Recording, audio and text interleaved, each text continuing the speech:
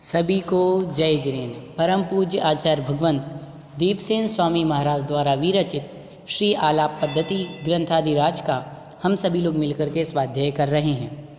पूर्व की कक्षा में हम सभी ने नयाधिकार के विषय का प्रारंभ किया था। आइए उसी कक्षा को हम आगे बढ़ाते हैं। गुणानां विस्तरं वक्षे स्वभावानां तथैव च पर्यायाणां विशेषेण नत्वा वीरं जिनेश्वरम। जय बोलिए पंच परमेश्वरी भगवान की जय। आचार्य भगवंत दीपसेन स्वामी महाराज की जय। संत श्रोमणी गुरुदेव विद्यासागर जी महाराज की जय। परम पूज्य आचार्य गुरुदेव विद्यासागर जी महाराज की जय। नयाधिकार की चर्चा चल रही थी और कल हमने जाना था जो प्रमाण के अवयव हैं उसे नय कहते हैं और नय के भेद 9 हैं।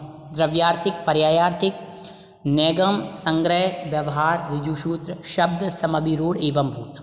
इतनी चर्चा कल हमारी हुई थी और हमने सामान्य से 9 नयों की परिभाषाएं जानी थी।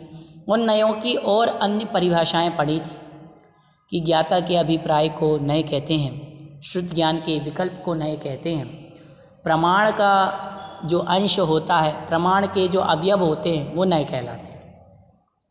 अब आज कह रहे हैं सूत्र नंबर 42 में उपनयाश्च कथ्यन्ते। उपनयाश्च कथ्यन्ते, उपनयों का कथन करते हैं। अब किसका कथन कर रहे हैं? उपनय का। चलो हमने नय तो पढ़ा है कि नय ये कहलाता है, पर उपनय शब्द क्या होता है, उपनय क्या कहलाते हैं? तो आचार्य भगवंत उसकी परिभाषा बताते हुए कहते हैं नयानाम समीपा उपनयः। जो नयों के समीप रहते हैं वो क्या कहलाते हैं? उपनय। पहली परिभाषा, नय किसे कहते हैं? जो वस्तु का एक देश ज्ञान कराए उसे नय कहते हैं, और जो नयों के समीप रहें उसे उपनय कहते हैं। उपनय की परिभाषा हुई जो नयों के समीप रहें वे उपनय कहलाते हैं। अब उपनय के कितने भेद हैं? तो कहते सद्भूत व्यवहारः, असद्भूत व्यवहारा, उपचरिता सद्भूत व्यवहारश्चेत्युपनयास्त्रेधा। सद्भूत व्यवहारः, असद्भूत व्यवहारः, उपचरिता सद्भूत व्यवहारश्चेत्युपनयास्त्रेधा। सूत्र बताया। त्रेधा अर्थात उपनय के 3 भेद हैं, सद्भूत व्यवहार, असद्भूत व्यवहार और उपचरित असद्भूत व्यवहार। सबसे पहले तो उपनय की परिभाषा क्या हुई? उपनय की परिभाषा हो गई जो नयों के समीप रहें उसे उपनय कहते हैं। और उपनय के आचार्य भगवंत ने कितने भेद बता दिए? तो उपनय के आचार्य भगवंत ने 3 भेद बता दिए कि जो नयों के समीप रहता है उसे उपनय कहते हैं। और उपनय के 3 भेद होते हैं, सद्भूत उपनय, सद्भूत व्यवहार उपनय, असद्भूत व्यवहार उपनय और उपचरित असद्भूत व्यवहार उपनय।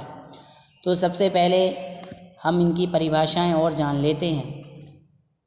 तो आपको विशेषार्थ में मैं बता दूं कि जो नयों के समीप रहे वे उपनय कहलाते हैं, अर्थात जो आत्मा के उन प्रमाण आदिकों के अत्यंत निकट पहुंचता है वह उपनय।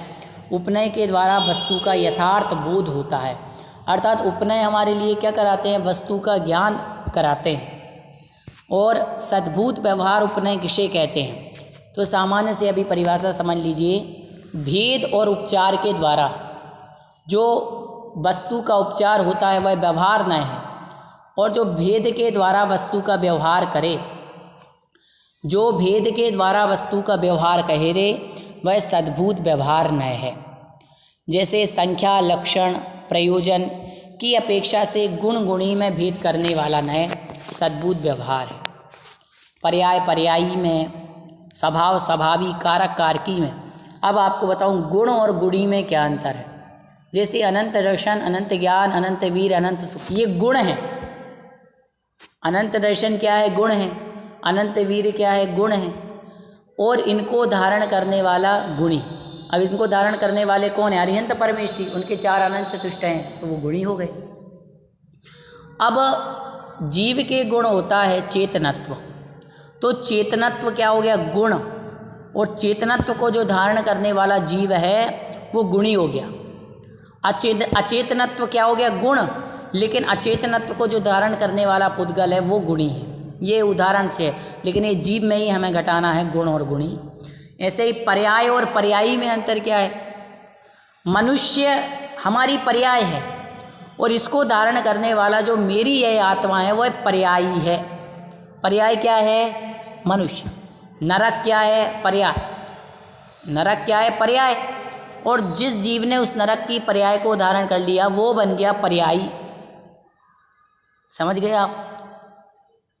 पर्याय और पर्यायी, गुण और गुणी आ गया कि गुण अनंत दर्शन, अनंत ज्ञान, अनंत वीर, अनंत सुख, अव्याबादत, सूक्ष्मता, मूर्तिकत्व, अव्याबादत, ये 8 गुण हैं। तो ये 8 गुण होते हैं। अब कौन इनको धारण करता है? तो सिद्ध परमेष्टि। तो सिद्ध परमेष्टि गुणी हो गए। तो उस गुण गुणी में जो भेद कराता है वो सद्भूत व्यवहार नय है।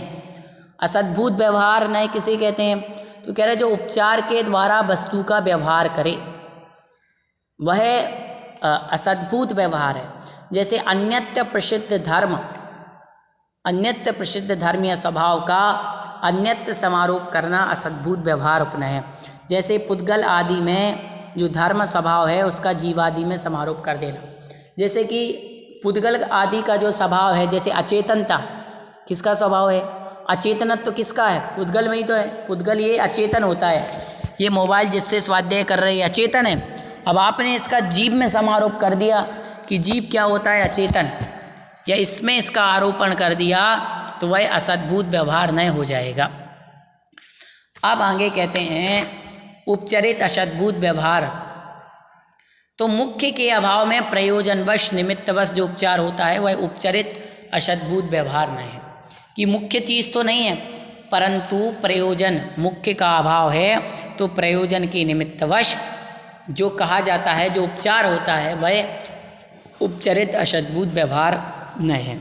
जैसे मार्जर में सिंह का उपचार करना, सिंह कहना। जैसे कि बिल्ली है, अब शेर तो नहीं है, बिल्ली घर में आ गई, छोटे बच्चे को डराते, देख शेर आ गया, शेर आ गया।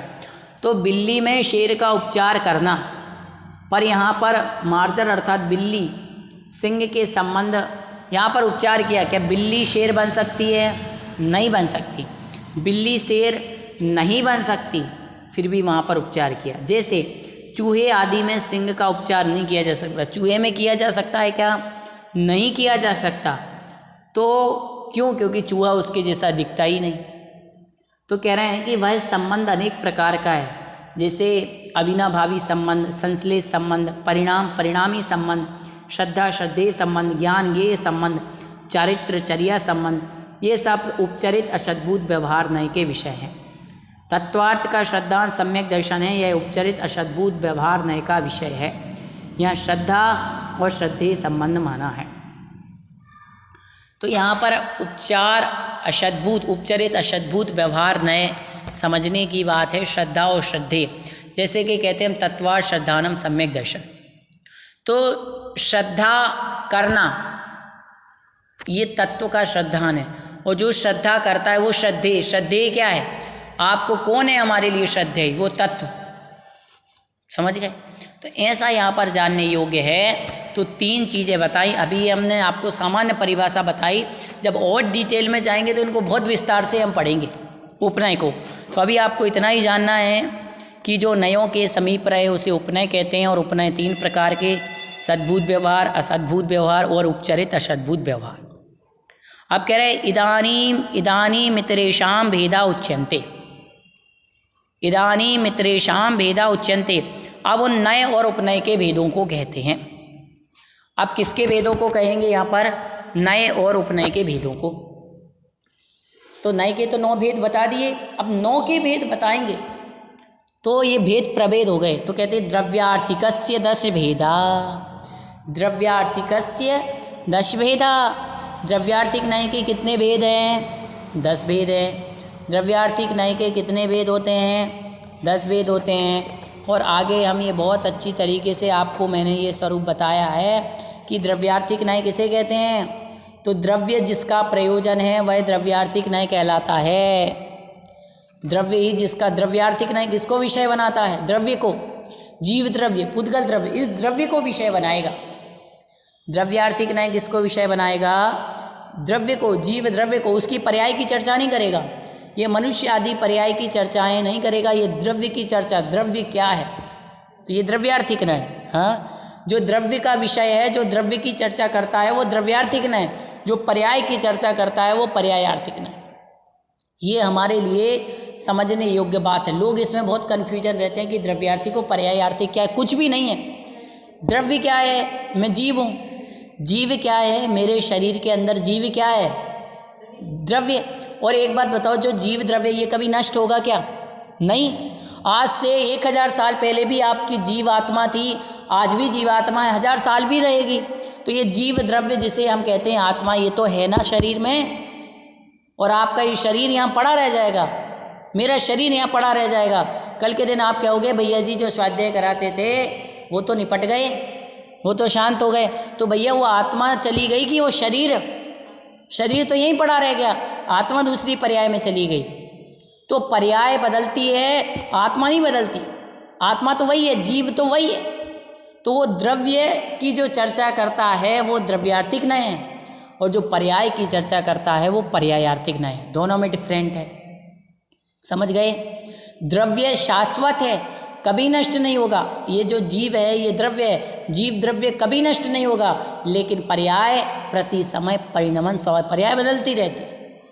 पर्याय प्रति समय, जैसे कि आप बचपन से जवानी, जवानी से बुढ़ापा, पल पल बड़े हो रहे हैं बच्चे, 1 साल में फिर बड़ा, 6 महीने में, 2 महीने में, 4 महीने में साल, 18 साल में आप इतने बड़े हो गए।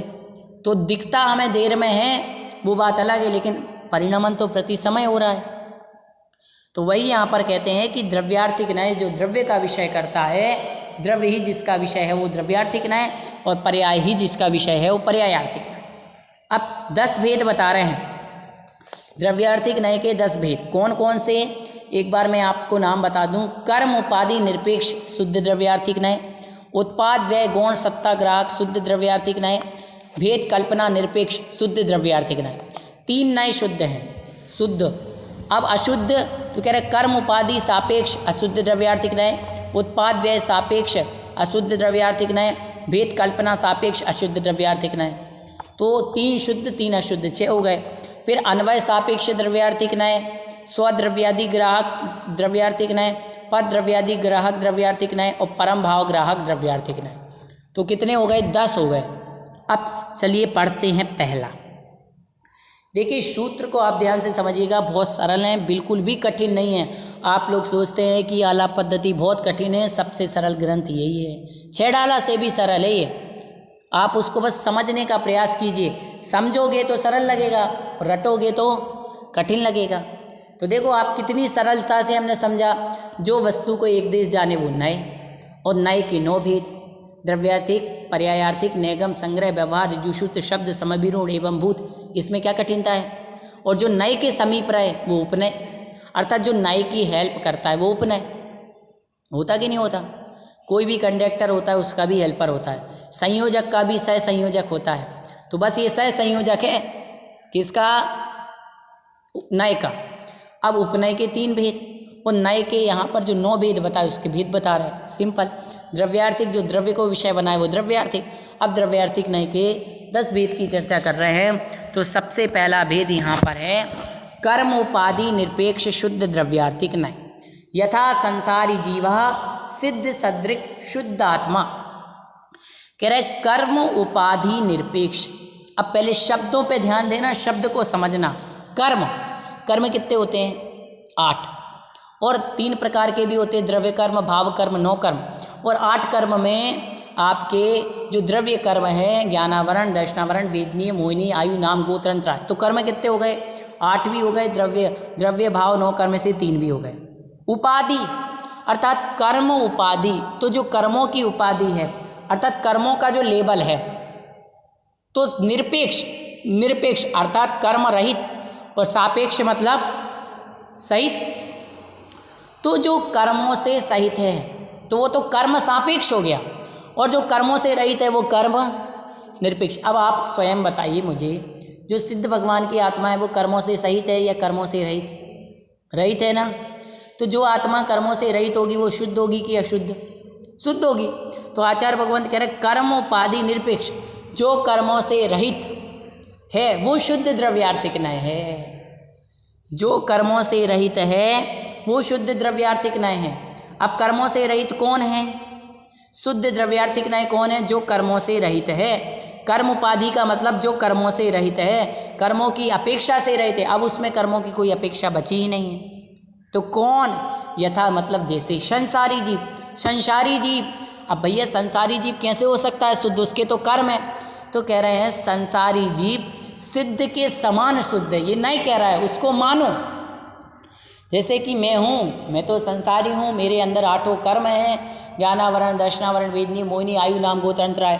तो मेरी ये अभी अशुद्ध अवस्था में हूँ। मेरी आत्मा तो 8 कर्मों से बनी हुई है, तो अशुद्ध में हूँ, परंतु मेरे अंदर वो प्राप्त करने की शक्ति है कि नहीं? तो एक द्रव्यार्थिक नय, शुद्ध द्रव्यार्थिक नय क्या कह रहा है कि मेरी आत्मा सिद्ध के समान शुद्ध है। ये कथन किस अपेक्षा से किया जा रहा है? कर्म उपाधि निरपेक्ष शुद्ध द्रव्यार्थिक नय की अपेक्षा से। समझ गए? नयों का काम क्या है? अपेक्षाकृत। तो ये नय कह रहा है शुद्ध द्रव्यार्थिक नय, यह कह रहा है कि कर्म उपाधि से रहित जो है वो शुद्ध द्रव्यार्थिक नय है। जैसे संसारी जीव को सिद्ध के समान शुद्ध मानना। जैसे कि एक बार आचार्य भगवंत गुरुदेव विद्यासागर जी महाराज, आपको उदाहरण से समझाऊंगा। आचार्य विद्यासागर जी महाराज तिलवारा जबलपुर का आपने नाम सुना होगा। तो जबलपुर में थे, समय बहुत पुरानी बात हो चुकी है, और जबलपुर में वो सामायिक करने नदी किनारे बैठ गए, और सामायिक करते करते करते वो नदी के उस जल के प्रभाव को एक टक निहारते। तो संगस्थ जो मुनि वृंद थे, साधु संत गण थे, उन्होंने पूछा कि गुरुदेव आप इस जल में क्या देख रहे हैं? क्या आपको ये जल अच्छा लग रहा है? इसकी जो निर्झर की आवाज़ आ रही है वो अच्छी लग रही है? तो गुरुदेव कहते हैं, आचार्य श्री कहते हैं कि इस जल में मैं भावी सिद्धों के दर्शन कर रहा हूँ। किसके दर्शन कर रहा हूँ? भावी सिद्धों के। यही शुद्ध द्रव्यार्थिक नय है कि अभी वो उसमें जो निगोदिया जीव, उसमें जो जल कायिक आदि और भी जो 2 इंद्रिय आदि के जीव हैं वो अभी सिद्ध नहीं है, परंतु उनको अभी आचार्य श्री क्या कह रहे हैं? सिद्ध कह रहे हैं कि भविष्य के, ये भविष्य में बनेंगे। तो वर्तमान में हमने उनको क्या मान लिया कि ये सिद्ध स्वरूपी हैं, उसको सिद्ध मान लिया। संसारी जीव को सिद्ध मानना ये कर्म उपाधि निरपेक्ष शुद्ध द्रव्यार्थिक नय है। एक बात आ गई समझ में? इसका उदाहरण परिभाषा है, शुद्ध द्रव्यार्थिक नय का विषय कर्म उपाधि की अपेक्षा से रहित है, रहित जीव द्रव्य है। जैसे संसारी जीव सिद्ध समान शुद्ध आत्मा है। संसारी जीव कैसी है? सिद्ध के समान शुद्ध आत्मा है। वो अलग बात है कि अशुद्ध हो गई, एक बात। दूसरा कह रहा है उत्पाद व गौणत्वेन सत्ताग्राहक शुद्ध द्रव्यार्थिको व द्रव्य नित्यम यथा द्रव्यम नित्यम। आप कह रहे हैं उत्पाद व्यय और द्रव्य 3 चीज़ें होती है। तो पहले तो आप 3 चीज़ें समझो, उत्पाद क्या है, व्यय क्या है और द्रव्य क्या है। उत्पाद मतलब नई वस्तु का बनना, उत्पाद। व्यय पुरानी वस्तु का क्षय हो जाना, व्यय। और द्रव्य दोनों के बीच में जो बने रहना। एक उदाहरण से समझते हैं हम। एक सोने का बिस्किट है, तो आपने सोने के बिस्किट से आपकी बहू की शादी, बेटे की शादी है, तो आपने उससे सोने के कंगन, सोने की माला बनाई।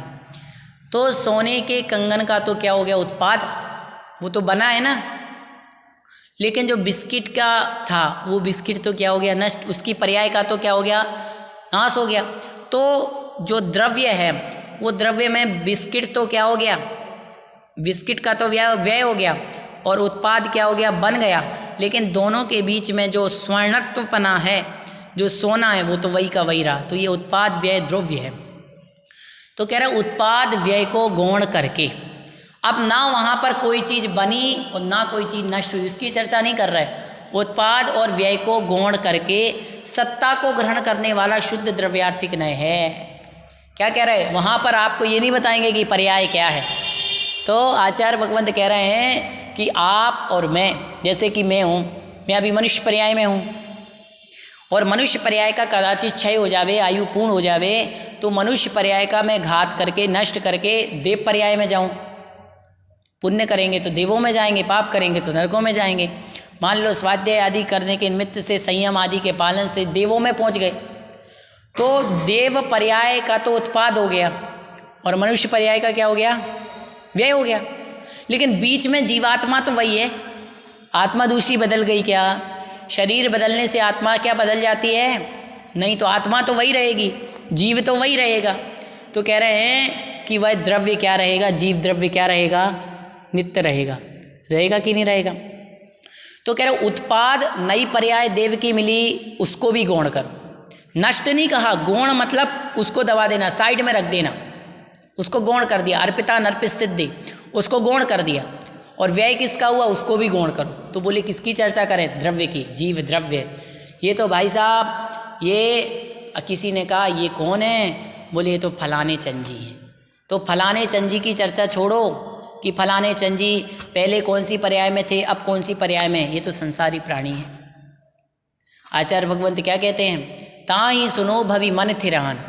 तो वो जीव को उपदेश दे रहे हैं, चाहे वो जीव अभी का हो, चाहे 100 साल पुराना हो, चाहे 1000 साल पुराना हो। उपदेश किसको दे रहे हैं? जीव को दे रहे हैं।